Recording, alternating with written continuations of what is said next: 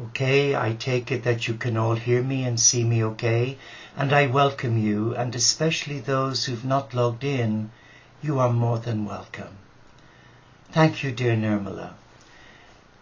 For those who've not logged in and who don't know who this strange man is wearing a frock, I'm Brother Sean, and I'm a member of the Teo community of Interfaith Franciscans, a community set up by St. Francis himself.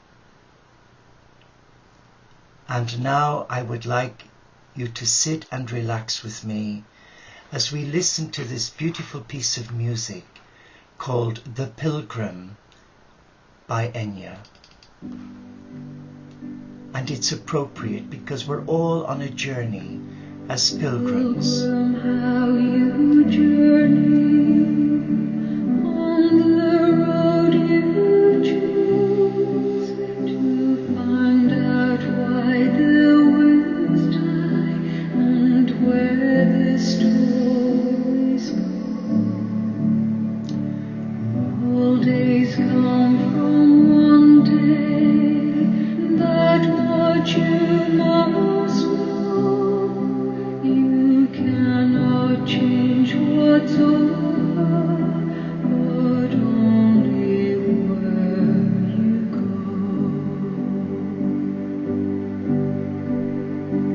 One way leads to diamonds, one way leads to gold, another leads you only to everything you're told.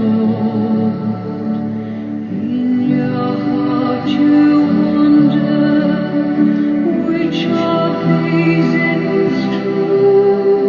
The road that leads to nowhere, the road that leads to you.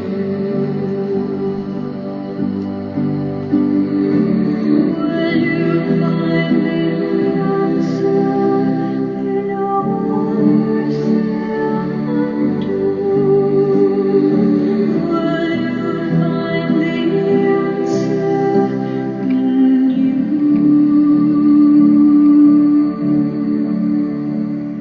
Each heart is a pilgrim, each one wants to know the reason why the winds die and where the stories go.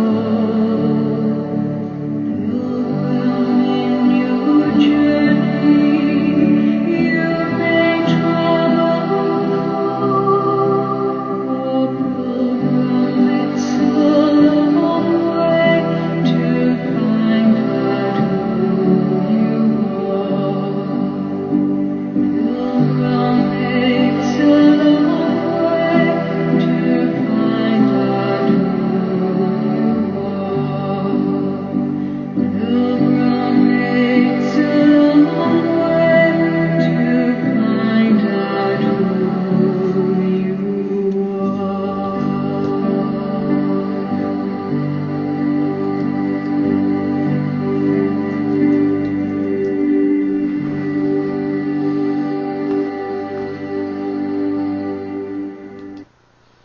And I have a treat for you. I would like to play you a brief recording, if I can, of the bells of the Assisi. Just listen and allow your heart embrace an amazing man of God, whose journey has touched your life and mine, otherwise neither of us would be here. So what is it that captivates us about Francis of Assisi? Let's reflect on that for a moment. And now I'm playing in the background Tom Kenyon chanting the song to Brother Sun and Sister Moon. Francis of Assisi not only was an incredible man of God, but he was an ordinary man. And he struggled. Oh yes, he did. He struggled with his family and the pressures put on him by his father. But to bring us back to a synopsis of last week, Francis of Assisi, one of the most popular saints and the patron saint of ecology, is an enigma. He was born into a wealthy family, but gave it all up when he felt called by God to live a life of extreme poverty. He dreamed of becoming a knight, but ended up preaching peace and reconciliation to the world. He sought spiritual solitude, but found himself head of a large religious order. He was a radical, but remained loyal to the Catholic Church of the 12th century. His life and works hold many lessons for us today as we seek ways of living that are informed by the Gospels, the Gospel of love, and rooted in integrity. Francis of Assisi did live an extraordinary life of extreme poverty, because he looked at his master, the Christ, on the cross at the ruined church of San Damiano, not far from the Basilica of Francis. And there he realized, when the master spoke to him to rebuild his church, it wasn't just to rebuild the fabric of a fallen down church, a physical church, but to rebuild the Church of Rome that had become corrupt, hedonistic, self-righteous, full of pomp and splendor, but no heart. No heart. And I guess that's what's happening today, or has been happening in our generation, where the religious leaders of Rome in the Vatican have alienated themselves from the children of God. And for many of the children of God are seeking solace in fundamentalism, in the Evangelical Alliance, and wait for it, in Rome itself. Many Catholic Christians are turning to becoming a Jehovah's Witness because they're totally disillusioned by the lack of transparency. But that has changed. It is changing, because the present spiritual leader of the Catholic Christian Church, Pope Francis, is emulating in the footsteps of this 12th century holy man. How do I know that? Well, if you were to join us for evening prayer on a Monday, a Tuesday, a Thursday and a Friday, you would hear Sister Elizabeth convey passionately about this holy man, Pope Francis, with an update on what he's trying to do to remove from the church the hypocrisy, the deviousness, the corruption. But like every human family, it has its black sheep. And we don't have to look to Rome, we only have to look within our own family, and there we will see shadows. So what does Francis have to offer you and me? Well, he offers you and me a blueprint for peace, but not only for peace, to surrender your heart to God in service to the marginalized and the poor. It's so easy for those of us who are monks and nuns, be we Christian, Buddhist, Tibetan, Chinese, Hindu, Sikh, Judaic or Islamic, to forget the ordinary men and women who are children of God, to become far removed from them because we are locked in a mindset of theologica, dogma, religion, fear, ritual. And you will know if you watched the midnight vigil last night on live stream that Teresa of Avila, another great teacher and doctor, assures us that repetitive prayer, even mantras, can close the heart because we're not allowing the heart listen to the voice of God, the beloved. And the austere poverty of Francis, interestingly, is what's inviting a lot of young men and women today from this materialistically driven world to seek a challenge.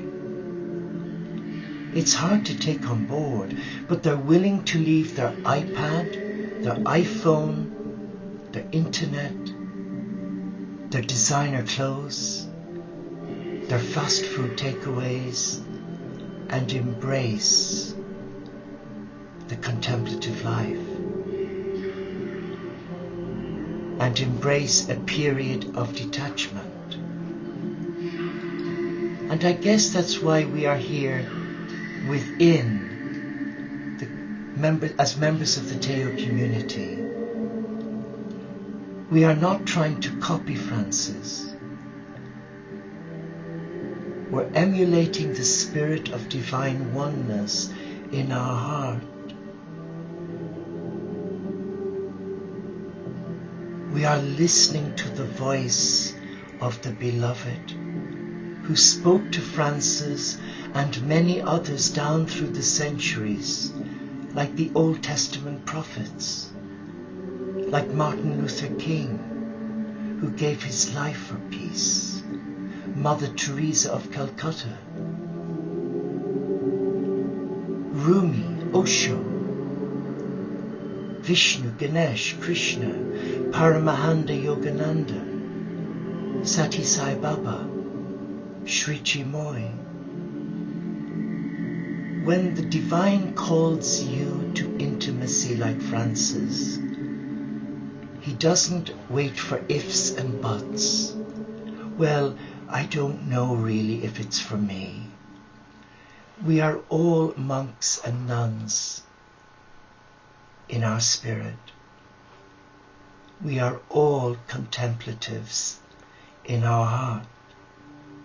And like Francis, he set the world on fire with a new simplicity, embracing the divine in the natural world, embracing the divine in everything that lived, moved, and breathed the breath of God.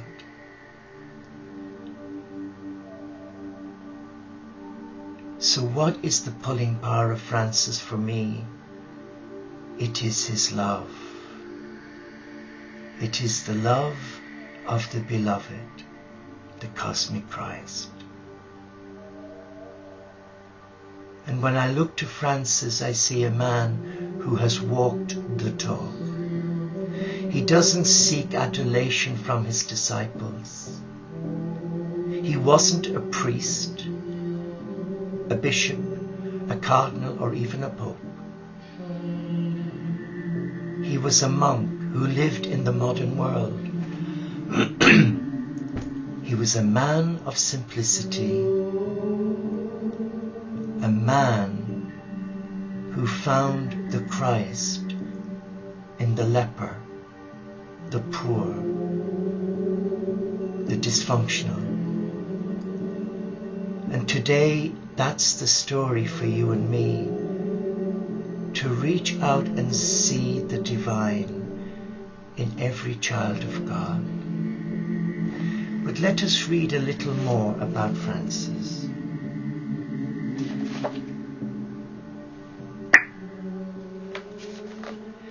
The official biography of Francis was written around 1236, a long time ago, shortly after Francis's death, at the request of the Pope.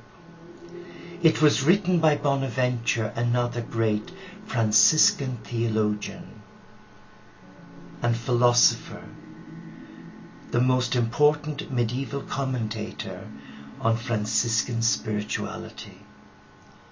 Recent biographers, however, insist that it frames Francis more as a miracle worker than a man of poverty, which is how he is more generally seen today. Like Celano, Bonaventure is unashamedly positive about his subject, Francis of Assisi.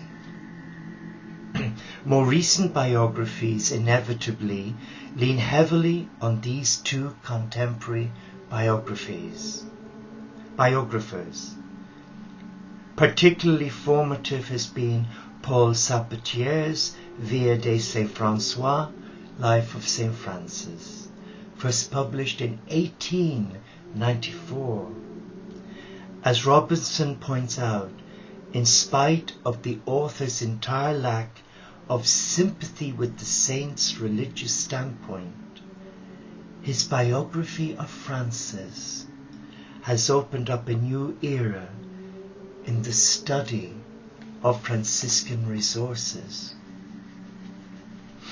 There's one for the book. There are many popular images of Francis, who, as St. Francis of Assisi, has been the subject of a great deal of iconography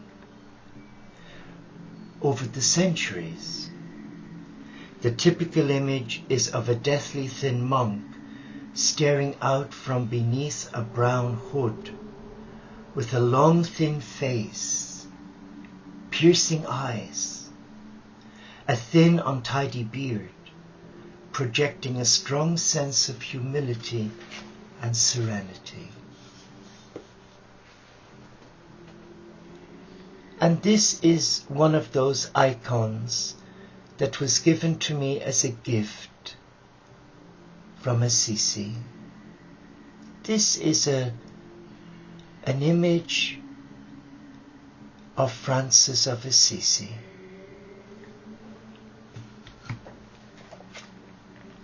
Celano describes Francis as quite an eloquent man, with a cheerful and kindly face. He was less than medium in height, bordering on shortness. I wonder if he had the short person syndrome, like many have today. His head was of moderate size and round, his face somewhat long and striking, and a smooth, low forehead. His eyes were black and clear, and of average size. His hair was black and his eyebrows were straight, unlike mine, disappearing. His symmetrical nose was thin and straight. His small ears stood up straight and his temples were smooth. His speech was peaceful, but fiery and crisp. His voice was strong, sweet, clear, and sonorous. His teeth were closely fitted, even and white. His lips were small and thin, they say a sign of a good kisser. His beard was black and not bushy. He had a slender neck, straight shoulders, short arms, slender hands with long fingers, and extended nails. His legs were thin, his feet small, gosh, mine are a size 11. He had delicate skin and was quite thin.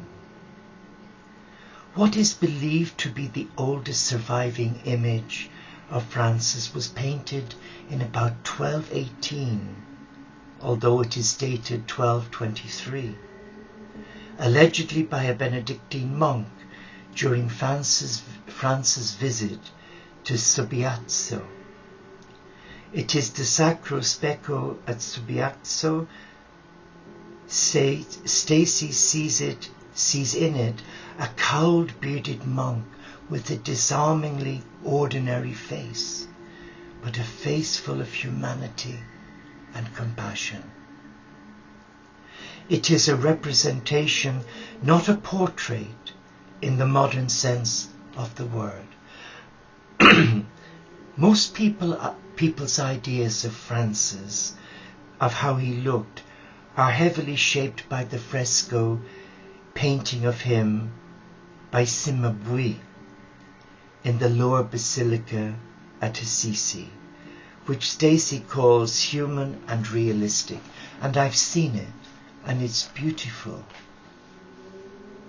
It shows a thin, gaunt figure with pale skin, a serene look, and piercing eyes, dressed in a rough brown tunic, clutching a Bible to his chest, with a bright halo surrounding his tonsured head. This is the image that looks out at us from most of the vast range of Francis merchandise on sale today. Solano describes Francis' character in typically gushing style. What a fine, shining, glorious example Francis was in the innocence of his life, in his simple way of speaking, in his purity of heart, in his love of God, in his charity towards his brothers, in his fervent obedience, willing submission, and the angelic expression he wore. His manners were charming. His disposition was mild. His way of talking courteous. He was most apt in exhortation, most faithful in performing any service with which he was charged. Shrewd in counsel, competent in administration, and gracious in all things. Serene, sweet-natured, sober, he was rapt in contemplation, assiduous in prayer, resolute in virtue, persevering in grace, the same in all things. He was swift to forgive and slow to anger. He was quick-witted, had a tenacious memory, was subtle in argument, cautious in decision-making, and simple in all things. He was severe on himself, kind to others, and discreet in all things. Francis was a most eloquent man, and a man with a cheerful and kindly face. He knew nothing of cowardice, and he was devoid of arrogance. Recent biographers have been less kind, but doubtless also less blinkered about their subject. For example, Spoto concludes that it has to be acknowledged that Francis was also an eccentric. Well, so am I. As saints tend to be. Well, I'm not a saint. And Chesterton notes that he was preeminently a dramatic person. What does that mean? He was a dramatic person. Prone to drama? Or as we would say today in the modern world, a drama queen? I don't think so. Separating the man from the myths and distinguishing between the rhetoric and reality about Francis remain major challenges. But now I want to stop there, and I want us to connect with him in prayer. Because that's why you've given up your evening or afternoon. Let us be still. Let us come to the cave where he sought sanctuary from the world, and where his God was waiting for him, as your God is waiting for you in your inner sanctum, your sanctuary, your monastery without walls, your home. Let us close our eyes. Let us be still. And let us visualize this extraordinary man of God sat beside us. Let us be aware of his breathing. Let us be aware of his fragrance. And together, let us look to the cross of San Damiano that is right behind me. There is a replica of that cross. And let us hear the voice of the cosmic Christ. Rebuild my church. Not a building, but rebuild the children of God with love. Embrace every child of God, regardless of their belief, regardless of their sexual orientation, regardless of their disability, regardless of the color of their skin. Reach out your hand and offer them a blessing. And if they are hungry, give them some of the food from your table. If they are thirsty, make them a hot, strong cup of tea. If they are weary, then offer them a place to sleep. If not in your house, in your garage or garden shed. Let us be still. Father, Mother God, in the name of the Christ, in the presence of the company of heaven, I ask you to give each one of us an understanding of this good man. And I ask permission that Francis will come to us now and speak to us. That the man of the 12th century will come and stand before us and speak with us and share with us his vision for the whole family of God. For Francis was interfaith. He was a friend of Rumi. He loved all of Rumi's poetry. He was a friend of the Sultan, who was Muslim. He was a friend to rich man, poor man, beggar man. But his greater friends were the lepers, where he felt most at home, because there he could see the suffering Christ. There he could receive the love of God in action. Ore et labore. Labor while you pray. Come, beloved Brother Francis, bless all here, and bless those of us who struggle against many obstacles to not lose heart, but to remain steadfast as your friends in the Teo community. This is your community. It's not ours, it's not mine. We heard your call and that of the Christ, and now we come to you and we thank you. We thank you for placing on our hearts the need to reach out to all God's children who are our brothers and sisters.